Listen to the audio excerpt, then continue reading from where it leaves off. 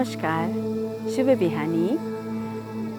यस योग विज्ञानको अर्को एपिसोड, अर्को श्रृङ्खलामा यहाँहरूलाई धेरै धेरै स्वागत छ। आज हामी आफ्नो शरीरको शक्ति, रोगसँग लड्ने शक्ति बढाउने अर्को विषयमा कुरा गर्छौँ। यो अध्याय हाम्रो शरीरमा, आफ्नै शरीरमा उपलब्ध विशेष जीवाणुहरूको विषयमा छ। तिनीहरूलाई ब्याक्टेरिया, भाइरस, फन्जाई, अरू विभिन्न किसिमका जीवाणुहरू छन् जुन हाम्रो शरीरमा जताततै, शरीरभित्र, शरीर बाहिर र शरीरका विभिन्न प्वालहरू जहाँबाट शरीरभित्र खाना, वायु, हावा अनेक कुरा पस्छन् र एक्सक्रिटरी अर्गेन्सहरूमा, यिनीहरूमा पनि सबैतिर प्रशस्त मात्रामा उपलब्ध छन्। कहाँ कति हुन्छ भनेर त्यस शरीरको काम अनुसार, त्यो शरीरले के गर्नुपर्छ त्यो अनुसार फरक फरक प्रपोर्सनमा हुन्छन्, तर जताततै फैलिएका हुन्छन्। कति हुन्छन्? तौल्दा 3 पाउन्डको र गन्दाखेरमा 1 सेल बराबर 5 देखि 10 वटा बराबर। भनेपछि यो शरीर हाम्रो आफ्नो कोषले भन्दा माइक्रोबायोम्स भनिन्छ, माइक्रोबायोमको समूहले बनेको छ भनेर अहिले नयाँ थ्योरी एस्टाब्लिस भइरहेको छ। शरीरमा भएका यी माइक्रोबायोम्सहरूले, यसलाई जीवाणु भनौँ, जीवाणुहरूले हाम्रो रक्षा गर्छ। हामीले इम्युनिटी जुन भन्यौँ, इम्युनिटी हाम्रो शरीरले ती सबै बाहिरको विजातीय तत्त्वलाई रोक्नुभन्दा पहिला हाम्रो माइक्रोबायोम, यी तत्त्वहरूले नै, हाम्रा यी शरीरका आफ्नै जीवाणुहरूले नै त्यो तत्त्वहरूलाई डिटेक्ट गरेर उनीहरूसँग डिल गरिसकेका हुन्छन्। पहिले इम्युनिटी लेयरभन्दा अगाडि नै माइक्रोबायोमले हाम्रो शरीरलाई रक्षा गरिसकेका हुन्छन् र पनि त्यसलाई पनि छेडेर जाने तत्त्वहरूलाई हामीले आफ्नो इम्युनिटी बढाउने, लेयर्समा बढाउने कुरा भन्यौँ। अब यो जुन माइक्रोबायोम छ हाम्रो शरीरमा भएको, त्यो विशेष त्यो माइक्रोबायोम चाहिँ नि के गर्छ, हामीले कहीँ छोए पनि फेरि हाम्रो हातमा बस्छ। घाँस छोयो, घाँसको माइक्रोबायोम आउँछ। शरीर अरूसँग हात मिला, अरूको माइक्रोबायोम आउँछ। बच्चाले यो माइक्रोबायोम्सहरू हामीले जन्मिँदाखेरिमा आमाको गर्भबाट आमा सँगसँगै लिएर आएका हुन्छौँ। जस्तो माइक्रोबायोम आमाको गर्भमा हुन्छ त्यो सँगसँगै लिएर आएका हुन्छौँ। त्यसैले नर्मल सुत्केरी बच्चा नर्मल तरिकाले पायो भनेदेखि त्यो बच्चा चाहिँ नि हेल्दी हुन्छ, इम्युनिटी लेभल एकदम बढी हुन्छ उसमा। जबकि सी सेक्सन भन्छ, पेट काटेर बच्चा निकालिन्छ। त्यसरी निकाल्दाखेरिमा आमाको भजाइनाबाट, बच्चा आउने ठाउँबाट त्यो माइक्रोबायोम उसले नपाउने हुनाले बच्चाहरूको रोग प्रतिरोधात्मक शक्ति अलि हलुका कम्ती हुन्छ भनेर आजकल बाहिर के गरिन्छ, जसले यो कुरा बुझेको छ त्यो हस्पिटलहरूले आमाको माइक्रोबायोम भजाइनाबाट लिएर बच्चाको मुख र शरीर सबैतिर दलिदिन्छ। यो आमाबाटै लिएर आउने। र छातीको दुध खुवाउँदाखेरिमा आमाले ब्रेस्ट मिल्क बच्चालाई फिड गर्दा त्यो ब्रेस्ट मिल्क सँगसँगै उभित्र आमाको माइक्रोबायोम दुध सँगसँगै जान्छ। त्यसैले आमाको दुध खाएको बच्चा बलियो हुन्छ भनिन्छ। एक त छातीलाई लुगा नलाइकन बच्चालाई पनि लुगा नलाइदिकन टाँसेर राख्नु भनिन्छ। त्यसरी दुध खुवाउँदा आमाको शरीरको माइक्रोबायोम पनि बच्चालाई जान्छ र बच्चा हेल्दी हुन्छ। एउटा माइक्रोबायोमको कम्युनिटी पुरा राम्रोसँग फुल फ्लेजेड तरिकाले, पूर्ण तरिकाले डेभलप हुन 2 वर्ष लाग्छ। त्यसकारण 2 वर्ष बच्चालाई आमाको दुध जरुरी छ भनिएको हो। अब यो माइक्रोबायोमले हाम्रो शरीरलाई रक्षा गर्छ।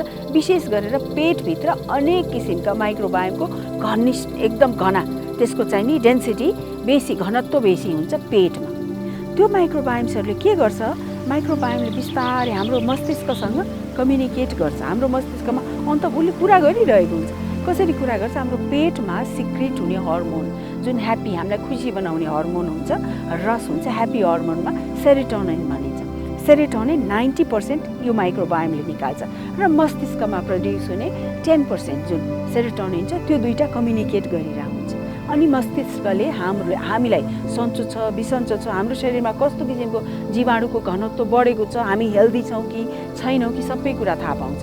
हामीलाई एकदम पेट दुखेको छ, खुसी हुँदैनौँ नि हामी, किन हाम्रो माइक्रोबायोम्सहरू कुरा गरिरहेको हुन्छ। माइक्रोबायोमले कसरी बस्छ भन्दाखेरि हाम्रो शरीरको कोषहरूसँग पनि कुरा गरिरहेको हुन्छ।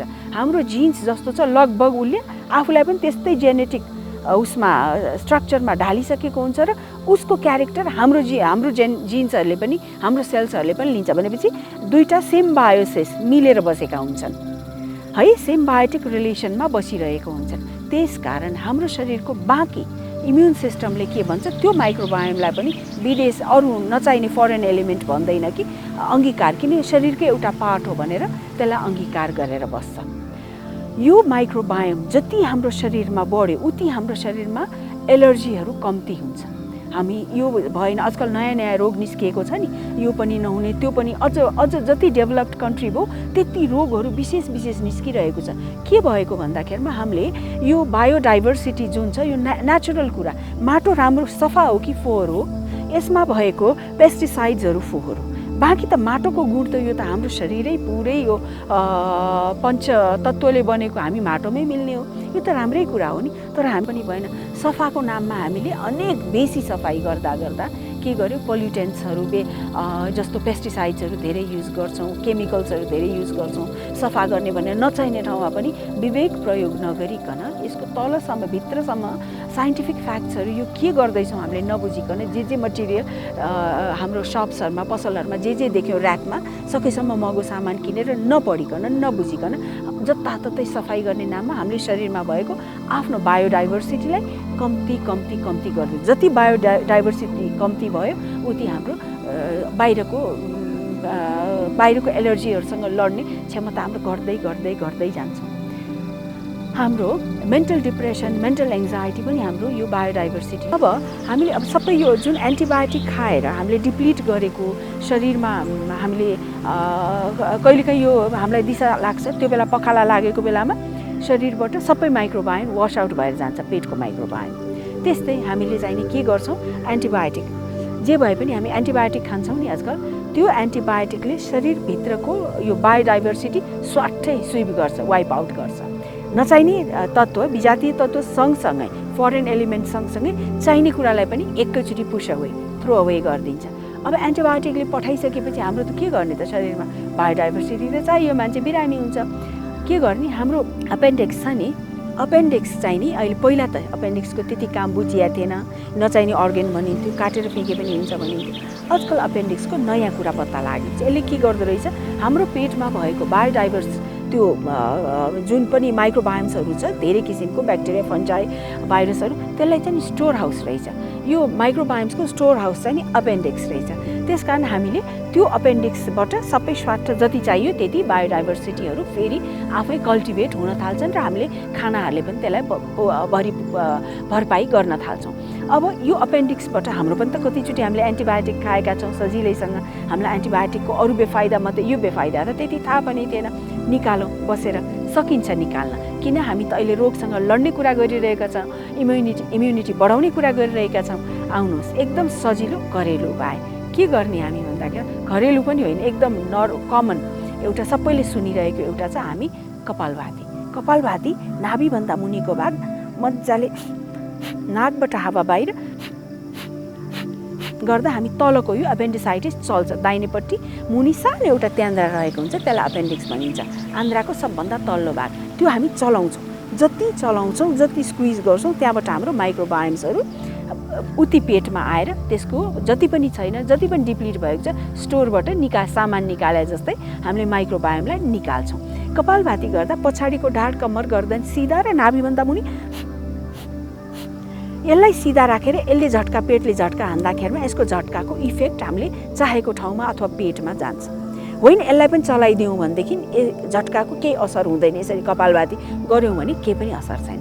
ढाड, कम्मर, गर्दन सिधा अनि तल्लो पेटलाई नाभिभन्दा मुनि चलाएपछि के हुन्छ, हाम्रो त्यो एपेन्डिक्समा भएको सबै माइक्रोबायोम्स आउँछ।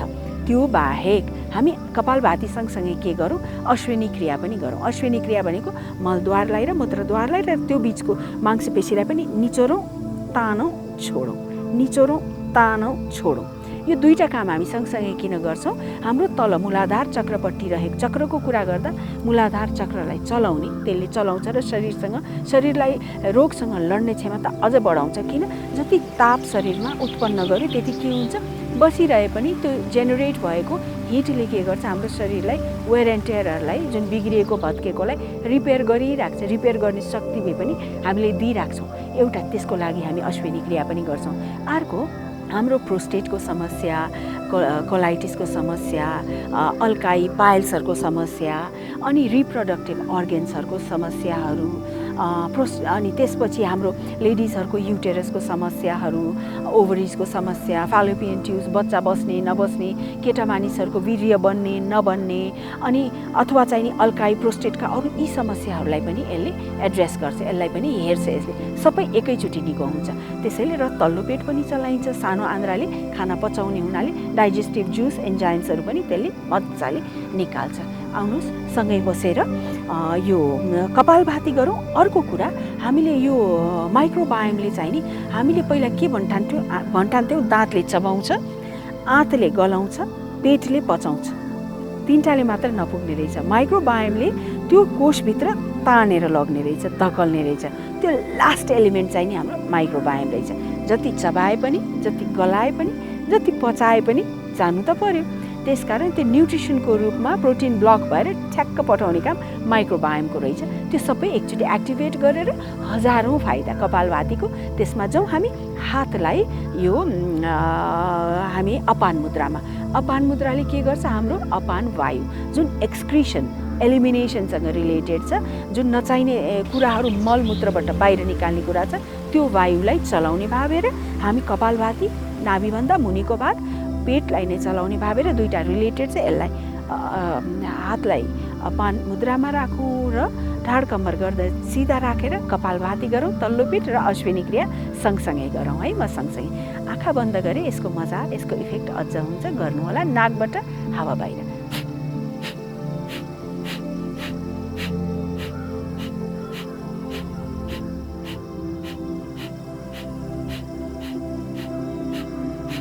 यसलाई यहाँहरूले नसक्नेहरूले बिस्तारै गर्नुहोस्, सक्नेहरूले मध्यम गतिमा गर्नुहोस्। अझ धेरै गर्न मन लागेदेखि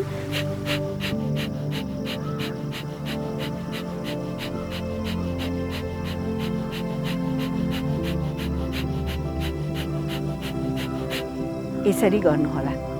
हस् त, आज हामीले यो विषयलाई यही छोड्यौँ। यहाँहरू घरमा अरू प्र्याक्टिस गर्नुहोला, सबैलाई गराउनुहोला। यसको धेरै धेरै फाइदा छ र भोलि हामी स्वास्थ्य बनाउने र रोगसँग लड्ने अर्को विषयलाई लिएर यहाँहरू समक्ष फेरि प्रस्तुत हुनेछौँ। आजको लागि शुभ दिन। नमस्कार। बाराखरी योग विज्ञान सपोर्टेड बाय प्रभु बैंक।